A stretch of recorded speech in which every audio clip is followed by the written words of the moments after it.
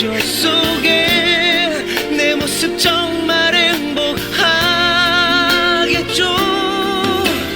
그래요 우리 그렇게 상상보다 더 행복한 사랑을 해요. 그래요 약속할까요? 지킬 수 있고 끝까지 변하지 않을 사랑을. 자, 오늘 여기가 시험 범위 마지막이죠. 대한제국과 광무개혁이고 교과서에는 28쪽부터 29쪽까지 해당합니다. 자, 그래서 오늘 배울 핵심 단어들, 대한제국이라는 말 보면 제자는 황제가 다스린다랍니다. 그래서 이제 고종이 이제 황제의 자리에 오르게 되고 나라의 국명 역시 이제 조선에서 대한제국으로 바꾸게 됩니다. 이렇게 바꾸게 되는 그 이유와 또 바꾸고 나서 어떤 일들이 일어나는지를 살펴보게 되는데, 이제 대한국국제라는 자료와 이 광무개혁이라는 이런 내용들을 우리가 배우게 되겠습니다. 자, 그래서 일단 이 대한제국 시기는 저번 시간에 배웠던 독립협회의 활동과 겹쳐집니다. 잠깐 복습을 해보고 가자면, 이제 독립협회가 이제 아관파천 이후에 어떤 이권 침탈, 우리나라의 어떤 다양한 이권들을 다른 나라 국가들에게 빼앗기는 이런 상황을 비판했었고, 또 독립협회가 어떤 국민들의 권리를 깨워주는 이런 자유민권운동, 권리를 되찾기 위한 이런 여러가지 운동들이 펼쳐졌죠. 대표적으로는 만민공동회라든지 또 러시아의 전용도 조차 요구를 거절시키기도 했고, 자, 이런 활동들을 독립협회가 해왔고, 자, 근데 이제 독립협회 활동 중에 일부가 우리 저번 시간에 봤던 그 관민공동회 때 채택되었던 그 헌해육조라는 자료에 보면 이제 중추원을 이제 설립해서 이런 중추원이라는 것이 어떤 서양식 의회를 설립하겠다라는 것으로 고종은 그래서 이런 내용들이 자신의 어떤 권력을 제한하는 다고 이제 생각을 하게 됩니다.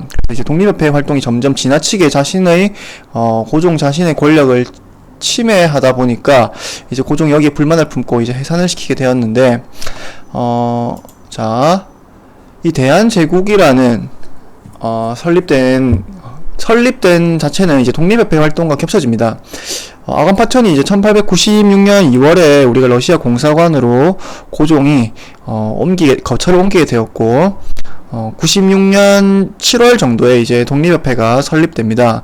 그래서 설립되어서 이제 고종을 환궁시키기 위한 어떤 결혼도 열심히 형성하게 되는데, 그래서 결국에는 고종이 돌아오게 되죠. 1897년에 이제 2월 달에 다시 돌아옵니다.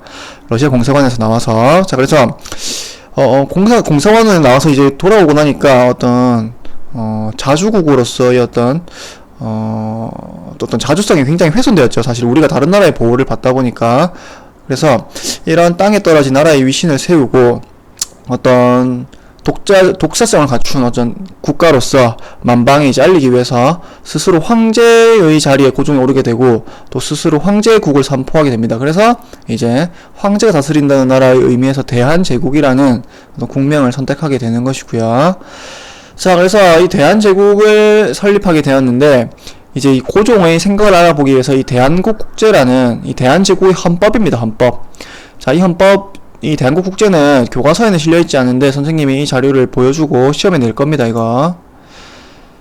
자, 대한제국의 헌법의 내용을 잠깐 보자면, 제1조부터 한번 보자면, 대한제국은 세계 만국이 공인한 자주독립 제국이다라는 표현. 그래서 이 훼손된 자주성을 다시 세우기 위한 조항들이죠. 자, 2조에 보면 만세불변의 전제정치이다. 전제정치는 황제에게 모든 권력을 몰아주고 황제가 그 권력을 행사하는 구조를 말합니다. 3조도 보면 무한한 군권을 누리고, 또 대한국의 대황제는 육군과 해군을 통솔하는 어떤 군대의 통솔권자로서 엄청난 이제 권력을 가지게 되는 겁니다. 그래서 자, 우리가 보통 이제 서양식 어떤 헌법을 우리가 시민혁명을 통해서 만들어진 헌법들을 보면 이 헌법이라는 것 자체가 원래 국왕의 권력을 제한하고 어떤 국민의 권리를 보장하기 위해서 헌법 만든 경우가 많았는데, 이 대한국제를 보면 사실 그런 헌법 자체가 가지고 있는 어떤 그런 목적보다는 사실상 황제의 권력을 보장하는 데만 집중하고 있습니다. 그래서 이거 자료 서술형 시험에 낼 겁니다. 자, 자료를 보면 이 대한제국은 어떠한 국가인가 보면 황제에게 모든 권한은 집중된 전제군주 국가라는 것을 보여주는 게 이 대한국국제의 자료입니다. 자, 그래서 당시 지금 상황을 정리해보자면 96년 2월에 악원 파천이 일어나게 되고 96년 7월 이제 독립협회가 설립되게 되고요. 자, 97년 2월에 고종이 환궁을 하게 됩니다. 그래서 대한제국을 선포하게 되는 게 97년 10월이고요.